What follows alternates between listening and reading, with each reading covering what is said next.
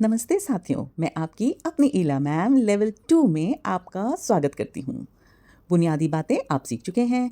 थोड़ा हम नए साथियों के साथ रिवीजन करेंगे और अपनी नींव को मजबूत करेंगे, क्योंकि अब बारी है अपनी स्किल्स को और आगे बढ़ाने की। भाषा हिंदी हो या अंग्रेजी, पढ़ने और लिखने का आधार है और समझदार वही है जो इसको पढ़ता बार बार है। जी हाँ मेरे प्यारे साथियों, यहाँ से हमारा सफ़र और भी मज़ेदार होने वाला है। याद रखें हमारा नियम, अभ्यास के लिए वीडियो को रोकें और बेहतर समझ के लिए 2 बार ज़रूर देखें। ना समझ आए कुछ तो लेवल 1 का वीडियो भी दोबारा सुन लीजिए। कहते हैं ना, समझ समझ के समझ को समझो, समझ समझना भी एक समझ है। और समझ समझ के जो भी ना समझे, सबकी नज़र में वो ना समझ है। तो भई समझना बहुत ज़रूरी है। तो समझे ना आप ये बात, है ना? समझना ही सफलता की पहली सीढ़ी है। आओ मेरे साथ अपनी नोटबुक तैयार करो, पूरा ध्यान लगाओ और चलिए शुरू करते हैं दीपा मैम की प्यारी आवाज में सीखने और सिखाने का सुंदर सफर। हेलो दोस्तों, क्या आप तैयार हैं एक नई संख्या सीखने के लिए? आज की संख्या जो हम सीखेंगे वो है 5 and 8, 58 और नंबर 58 संख्या 5 पे 8, 58। तो आज की हमारी संख्या है 58। साथ ही हम रिवीजन करेंगे vowels A E I O U का, अक्षर क से ज्ञ और नंबर 41 to 50। आज रिवीजन इन सब चीजों का करेंगे। Let's revise. आज हम अपने अक्षरों की एक ऐसी जादुई यात्रा पर निकलेंगे जिसमें इस कहानी में हम न केवल इन मजेदार किरदारों से मिलेंगे, बल्कि क से लेकर ज्ञ तक के अपने पुराने साथी अक्षरों को एक नए अंदाज में पहचानेंगे। तो चलिए खोलिए अपनी आंखें और कान, क्योंकि अब शुरू होने वाली है हमारी अक्षर खोज की कहानी। ध्यान से सुनना। इस सेगमेंट में कहानी में क ख ग घ यानी क वर्ग के व्यंजनों से शुरू होने वाले शब्द सुनाई देंगे। कबूतर उड़ा और उड़कर खरगोश एवं गधे के घर पहुंचा। चित्र ध्यान से देखो, खरगोश और गधा दिख रहा है, वो उनके घर में बैठे हुए हैं और कबूतर वहां उड़कर पहुंचा। साथ ही आपको ग से गाजर दिखाई दे रही है चित्र में, ध्यान से देखो। अब मुझे बताओ, कबूतर उड़कर किसके घर पहुंचा? कबूतर उड़कर खरगोश और गधे के घर पहुंचा, क्योंकि खरगोश और गधा दोनों एक ही घर में तो रहते थे। कबूतर उनका मित्र था। अब देखते हैं शब्द संग्रह क वर्ग से। क वर्ग में कौन कौन आता है? क ख ग घ। तो क से कबूतर, ख से खरगोश, ग से गधा, घ से घर। अब ग से एक और चीज क्या है चित्र में बताओ? हाँ, गाजर। बहुत अच्छे। ग से गाजर, जैसे ग से गधा वैसे ग से गाजर। बहुत अच्छे, आपने बिल्कुल ध्यान से चित्र को देखा है। अब ध्यान से सुनना। च वर्ग से आने वाले, च वर्ग के अक्षरों से आने वाले जो शब्द हैं उन पर ध्यान देना। च छ ज झ ये च वर्ग के व्यंजन है। चिड़िया छत पर बैठकर जलेबी खा रही थी और झूला झूल रही थी। आप चित्र देख पा रहे हैं, चिड़िया कहाँ बैठी हुई? छत पर, और जलेबी खा रही है और झूला झूल रही है। अब मैं इससे संबंधित आपसे प्रश्न करूंगी। चिड़िया छत पर बैठकर क्या खा रही थी? चिड़िया छत पर बैठकर स्वाद से जलेबी खा रही थी। ज से जलेबी, जलेबी एक मिठाई है, मीठी मीठी। अब च वर्ग का शब्द संग्रह देखें। हमने च छ ज झ से कौन कौन से शब्द सुने इस सेगमेंट में? च से चिड़िया, आप भी बोलो। छ से छत, ज से जलेबी, झ से झूला। झूले पर बैठकर हम झूलते हैं ना, झूलना बड़ा मजेदार अनुभव होता है। तो च छ ज झ ये च वर्ग के व्यंजन, इनसे शुरू होने वाले अक्षर हमने देखे। अब कहानी के इस सेगमेंट में ट वर्ग के अक्षरों से आने वाले शब्द आप ध्यान से सुनना। टंकी में ठंडा पानी रखा था, चित्र भी देख लो, जिसे डलिया से ढका गया था।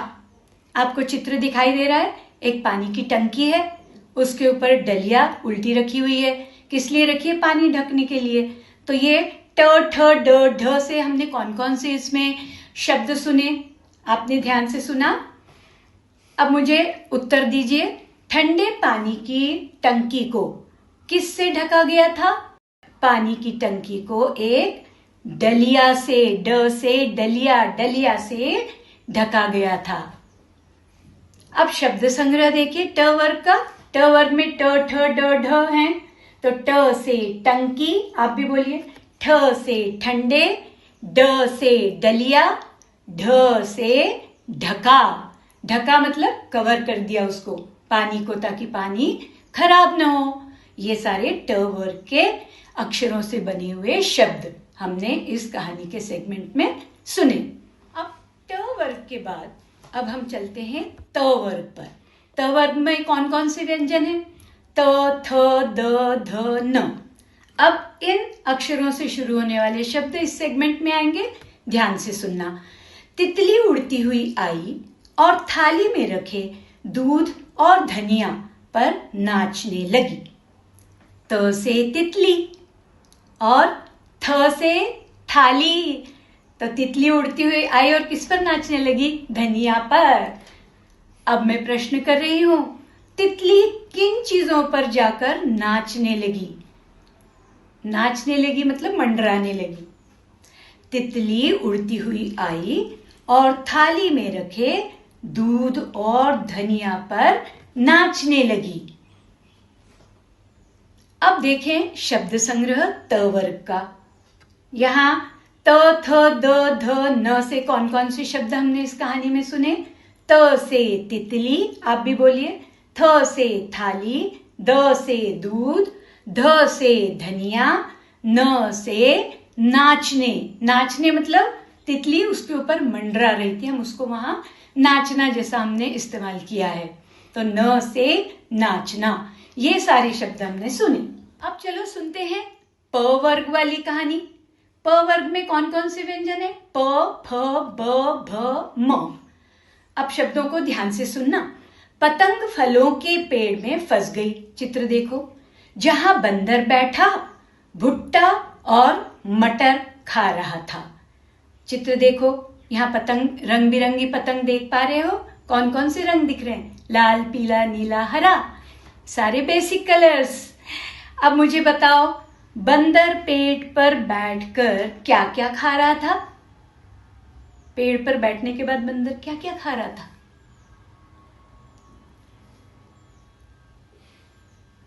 बंदर पेड़ पर बैठकर मजे से भुट्टा और मटर खा रहा था।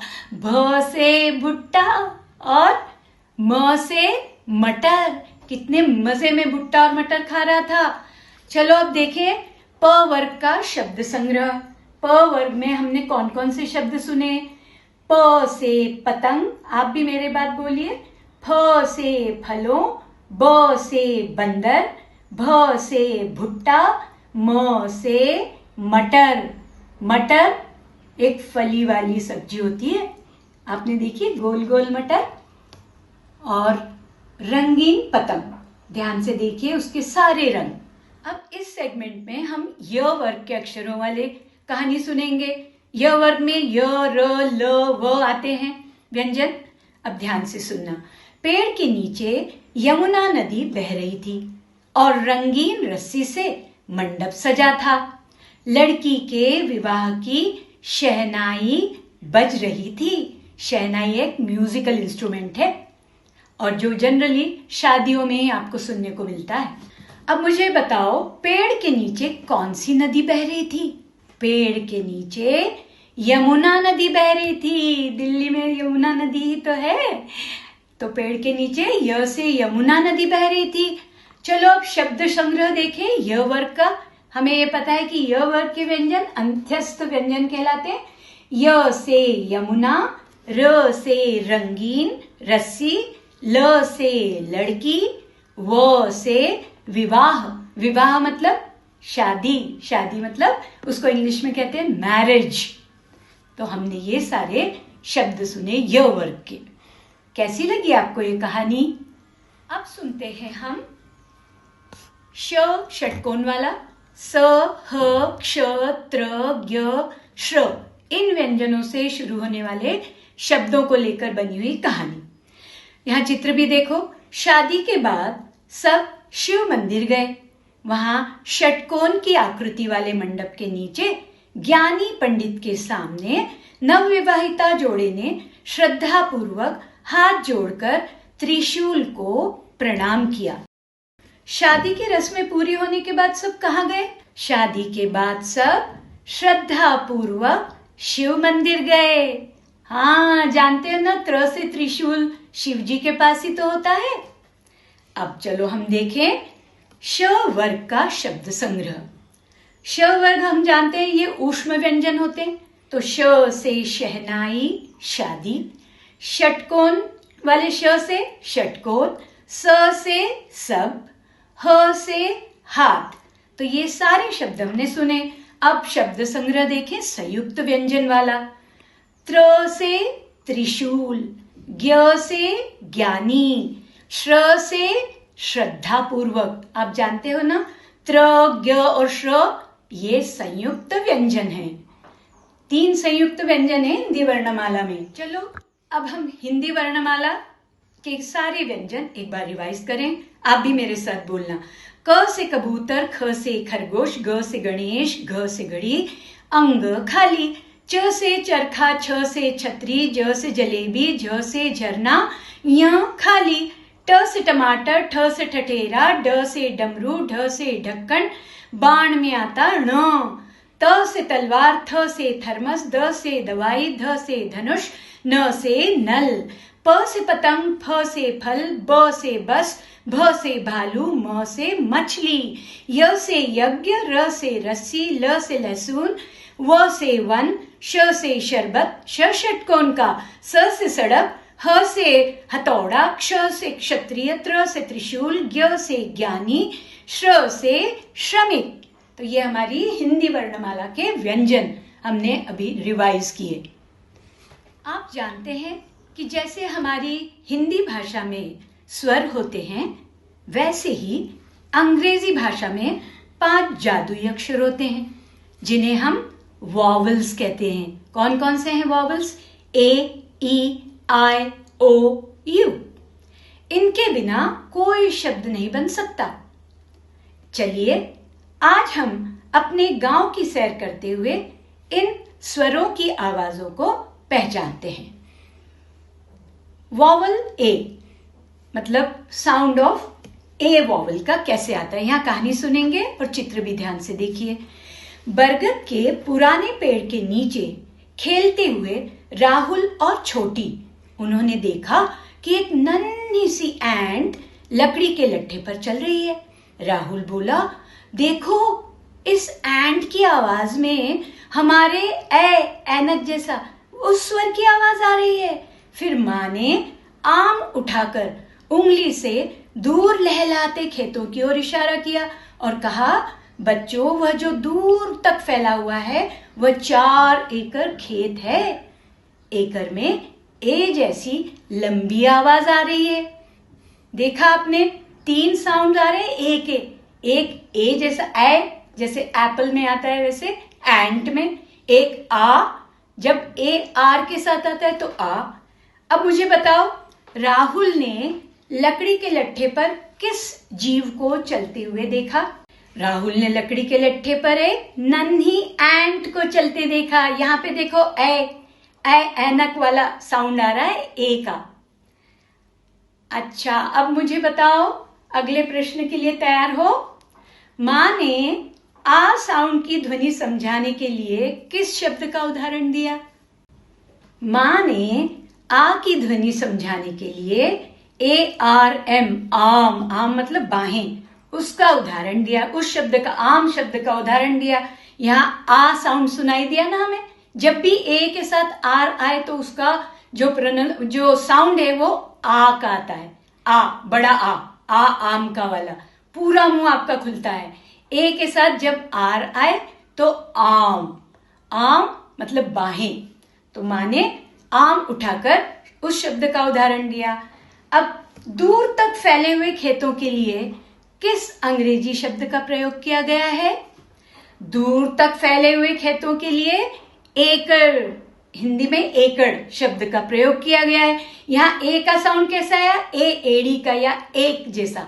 इसका साउंड ए का ए जैसा आया है, ऐसा लग रहा है जैसे अपना नाम बता रहा है। अब साउंड ऑफ ई, इसमें ए और बड़ी ई की पहचान होगी। कहानी ध्यान से सुनना। दोपहर में जब सब चटाई पर बैठे थे, राहुल ने अपने हाथ में एक सफेद एग, एग मतलब अंडा, लिया। माँ ने समझाया, राहुल, इस एग की शुरुआत में जो आवाज है वह हमारे ए एड़ी वाला ए स्वर से मिलती है। तभी आसमान में एक विशाल ईगल मतलब बाज उड़ता हुआ दिखा। छोटी चिल्लाई, और वह ईगल तो हमारे बड़े ई स्वर की तरह लंबी आवाज निकाल रहा है। वो बड़ी एक्साइट हो गई थी। उसने देखा ईगल आसमान में है और ईगल में ई का साउंड कैसे आ रहा है? ई, ऐसा लग रहा है जैसे ई अपना नाम बता रहा है। ईगल, लंबी साउंड ऑफ आई, ई, लंबी साउंड ऑफ ई। अब मुझे बताओ, राहुल ने अपने हाथ में क्या लिया था? राहुल ने अपने हाथ में एक सफेद एग लिया था। ए, यहां ए एड़ी वाला या एक का साउंड आ रहा है ई का, एग। अगला प्रश्न पूछने से पहले आपको ये क्लियर हो गया? ई का साउंड यहां ए जैसा। छोटी ने आसमान में क्या उड़ते हुए देखा? छोटी ने आसमान में एक विशाल ईगल उड़ते हुए देखा। यहां पे ई की आवाज स्पष्ट सुनाई दे रही है, लंबी, long sound of E, eagle. बड़ी ई का साउंड इसमें आ रहा है, देखो ईगल में। अब बारी आती है छोटा ई और आय का जादू, साउंड ऑफ आय। घर के आंगन में छोटी अपनी स्लेट और इंक दवात लेकर बैठी थी। माँ ने उसे बताया, छोटी, इस इंक की आवाज हमारे छोटे ई स्वर जैसी छोटी और तीखी है। फिर उन्होंने पानी के बीच बने एक छोटे से आइलैंड की तरफ इशारा किया जहां बगुले बैठे थे। माँ बोली, जब हम आइलैंड कहते हैं तो शुरुआत में आय जैसी आवाज आती है, मतलब आय का बड़ा साउंड, और ऐसा लग रहा है जैसे आय अपना नाम बता रहा है। अल्फाबेट में जैसे आय नाम है उसका, वैसे वो लग रहा है कि यहाँ लंबे साउंड में वो आय अपना नाम खुद बता रहा है। तो छोटा साउंड जो था आय का, उसमें छोटा और तीखा साउंड, जल्दी से इंक।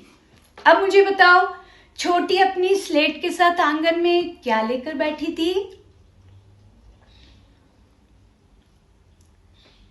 छोटी अपनी स्लेट के साथ इंक दवात लेकर बैठी थी। यहां पे देखो, छोटी ई का साउंड आ रहा है इंक में, आय का साउंड छोटा, इंक छोटी ई जैसा, तो इंक छोटा और क्रिस्प। जल्दी से।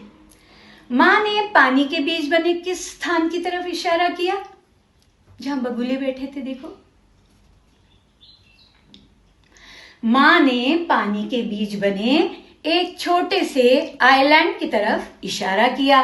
यहाँ आय का लॉन्ग साउंड है, देखो, और ऐसा लग रहा है जैसे वो अपना नाम बता रहा है, आय, आइलैंड। और जबकि छोटा सा और क्रिस्प आय, इंक। अब देखो, ओ और औ का साथ, यानी अब हम देखेंगे द साउंड ऑफ ओ। तभी दरवाजे पर ओल्ड दादाजी, चित्र देखो, एक बड़ा सा ऑक्स लेकर आए। राहुल ने उसे देखते ही कहा, माँ, क्या ऑक्स और ओल्ड की आवाज हमारे ओ, औ और ओ स्वर जैसी है? माँ ने समझाया कि ओल्ड शब्द में ओ साउंड है, देखो ओल्ड बोल के देखो ओ साउंड आ रहा है, और ऑक्स शब्द में औ, औषधि वाला, उसका स्वर छिपा है, जो सुनने में बहुत ही सरल और स्पष्ट है।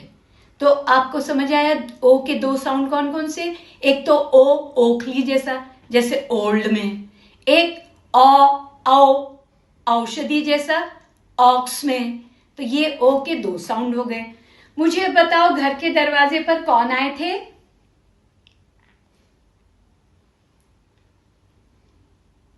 घर के दरवाजे पर एक ओल्ड दादाजी आए थे।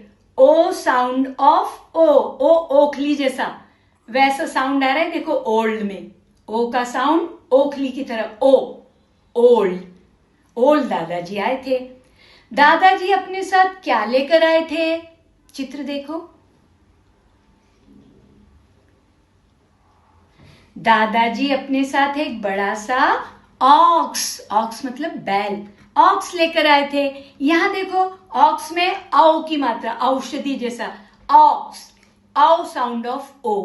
तो एक तो था ओ साउंड, एक औ। अब आई बारी अ और ऊ की, द साउंड ऑफ यू। अब इस कहानी में चित्र ध्यान से देखो। अचानक आसमान से बारिश की बूंदें गिरने लगी। राहुल ने झट से एक हरा अम्ब्रेला ले आया। राहुल झट से एक हरा अम्ब्रेला ले आया। माँ ने हंसकर कहा, इस अम्ब्रेला में जो यू की आवाज है वह अ की आवाज आ रही है। देखो बोलकर देखो, अम्ब्रेला अ। फिर उन्होंने छोटी की स्कूल की यूनिफॉर्म की तारीफ की और बताया कि यूनिफॉर्म की आवाज हमारे यू या बड़ा ऊ स्वर की तरह लंबी खींची जाती है। तो यूनिफॉर्म में आ गया यू बड़ा ऊ उस तरह से, और अम्ब्रेला में साउंड कैसा है? अ। जैसे हम अप बोलते हैं उसमें भी यूपी है पर अ आवाज आती है ना। अब मुझे बताओ, अचानक बारिश होने पर राहुल क्या लेकर आया? चित्र देखो और बताओ। अचानक बारिश होने पर राहुल एक अम्ब्रेला यानी छाता लेकर आया। यहाँ पे यू का साउंड कैसा आ रहा है? हाँ, a sound of you. Umbrella में यू का साउंड अ आ रहा है। अच्छा, अब मुझे बताओ, माँ ने छोटी की किस चीज की तारीफ की? माँ ने छोटी की स्कूल की यूनिफॉर्म मतलब वर्दी की तारीफ की। अब यूनिफॉर्म में देखो यू या बड़ा ऊ ये वाला साउंड आ रहा है ना यू का। बोल के देखो, यूनिफॉर्म, ऐसा लग रहा है यू बोल रहा है। तो देखा आपने, अंग्रेजी के ये वॉवल्स हमारे अपने हिंदी के स्वरों जैसे ही सुरीले हैं, चाहे वह एंट हो या अम्ब्रेला। हर शब्द के पीछे एक प्यारा सा स्वर छिपा हुआ है। चलो अब मेरे साथ आप भी बोलो। वॉवल्स कौन कौन से हैं? ए, ई, आई, ओ, यू। एक बार फिर से बोलें, आप बोलिए। अब लेट्स रिवाइज 41 to 50। 41 में कितने टेंस और कितने वंस? 4 tense 1 once. 42 में 4 टेंस 2 वंस। 43 में 4 tens 3 ones. 44 4 tens 4 ones. 45 4 tens 5 ones. 46 4 tens 6 ones. 47 4 tens 7 ones. 48 4 tens 8 ones. 49 4 tens 9 ones and 50 5 tens. 5 tens means 5 tens and 0 ones. वहां पे वंस कोई भी नहीं है, ओनली 10 के 5 टावर्स हैं। अब हम read and speak in English and Hindi, English Hindi दोनों में हम ये नंबर्स बोलेंगे। 41 41, 42 42, 43 45, 44 44, 45 45, 46 46, 47 47, 48 48, 49 49, 50 50 50। ये हमारे 41 to 50 नंबर्स थे। अब चलो गिनती करते हैं 1 से 50 तक की हिंदी में। आप भी मेरे साथ बोलिए। 1 2 3 4 5 6 7 8 9 10 11 12 13 14 15 16 17 18 19 20 21 22 23 24 25 26 27 28 29 30 31 32 33 34 35 36 37 38 39 40 41 42 43 44 45 46 47 48 49 और 50। अब चलो देखते हैं बिफोर यानी पहले, आफ्टर यानी बाद में। यहाँ दो चित्र हैं। पहले चित्र में आपको 0, 1 और 2 दिख रहा है। 1 के बिफोर 0 है, आफ्टर 2 है। तो अब यहाँ दूसरा चित्र देखो, यहाँ एक ट्रेन दिख रही है। इमेजिन करो एक ट्रेन है, उसके आगे एक इंजन लगा हुआ है, तो engine is before the coaches, और जो कोचेस हैं, जो डब्बे हैं, वो आफ्टर द इंजन। तो बिफोर एंड आफ्टर। अब बिफोर एंड आफ्टर को और अच्छे तरीके से देखते हैं। यहां देखो 49 लिखा है, 49 के बिफोर 48 और उसके आफ्टर लिखा है 50। तो जब हम किसी संख्या से पहले मतलब बिफोर वाली संख्या ढूंढते हैं ना, तो गिनती में एक कदम पीछे बैकवर्ड जाते हैं, और जब हम किसी संख्या के आफ्टर वाली संख्या ढूंढते हैं तो हम गिनती में एक कदम आगे बढ़ते हैं। प से पहले, प से पीछे, याद रख लो। ब से बाद, ब से बढ़ना। अब इस वर्कशीट पर ध्यान दो। यहां देखो पहले दिया है 16, 16 के बिफोर 15, आफ्टर 17। 34 के बिफोर क्या आएगा? 33, आफ्टर 35। 7 के बिफोर 6, आफ्टर 8। 11 के बिफोर 10, आफ्टर 12। 49 के बिफोर 48, आफ्टर 50। 30 के बिफोर 29 और आफ्टर क्या आएगा? 31। इस तरह आपको ये वर्कशीट करनी है। आज की हमारी संख्या है 58। 5 पे 8, 58। 50 में 8 और जोड़ दिए तो हो गई संख्या 58। Number 58, 5 and 8, 58। 50 plus 8, 58। अब जब हमें 58 तक नंबर आ गए हैं तो क्यों ना हम हिंदी में काउंटिंग शुरू करें। आपको हिंदी काउंटिंग आ गई है? तो चलो आप भी मेरे साथ हिंदी काउंटिंग करेंगे। हिंदी काउंटिंग में हमें 1 से 40 तक की गिनती तो आ ही गई है। अब शुरू करते हैं 40 से 58 तक की गिनती। 40, 41, 42, 43, 44, 45, 46, 47, 48, 49, 50, 51, 52, 53, 54, 55, 56, 57। 57 में एक और जोड़ दिया तो हो गई संख्या 58।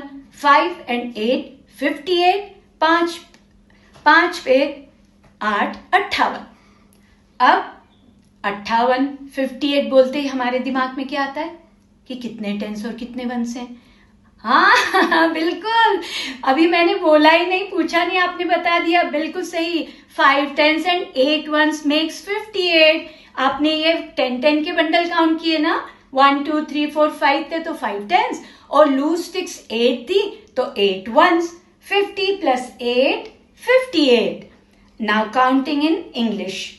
ये सारे एप्पल्स आपको काउंट करने हैं। 1 to 30 आप अपने आप करेंगे, मेरे साथ 31 से 58 तक कीजिए। चलिए 31, 32, 33, 34, 35, 36, 37, 38, 39, 40, 41, 42, 43, 44, 45, 46, 47, 48, 49, 50, 51, 52, 53, 54, 55, 56, 57, 58। Let's write 58। यहाँ देखो 5 पे 1 2 3 नंबर है, एरो वाली लाइन है, बस उस तरह आपको फॉलो करते जाना है। और ये जो डॉटेड 5 and 8, 58 लिखे हुए हैं, इन पे आप पेंसिल घुमा के एक बार थोड़ा सा प्रैक्टिस कर लेंगे तो आपको 58 लिखना बहुत आसानी से आ जाएगा। वैसे भी आपको 5 भी आता है, 8 भी आता है, तो 58 लिखना बहुत ही आसान है। सुंदर तरीके से लिखिएगा तो आपको भी अच्छा लगेगा और पढ़ने वाले को भी। Now this is your homework time. Homework time में आपको रिटन वर्क करना है। Right 58 in the notebook 12 times after the class. Write k, se, gyo. Write A to Z. Write 1 to 50 and read vowels A, E, I, O, U, जो कि बहुत important है, उनके बिना कोई शब्द नहीं बन सकता। तो वॉवल्स भी पढ़ना A, E, I, O, U। यदि आपको यह पाठ पसंद आया और साक्षरता की यात्रा में आपने एक और पड़ाव पार किया है, तो इस वीडियो को लाइक और शेयर करके हमारा हौसला बढ़ाएं। हमारी 101 वीडियो की इस महान यात्रा में रोज साथ रहने के लिए सब्सक्राइब करके घंटी का बटन जरूर दबाएं, क्योंकि हर एक वीडियो आपको साक्षरता की ओर अग्रसर करता है। धन्यवाद।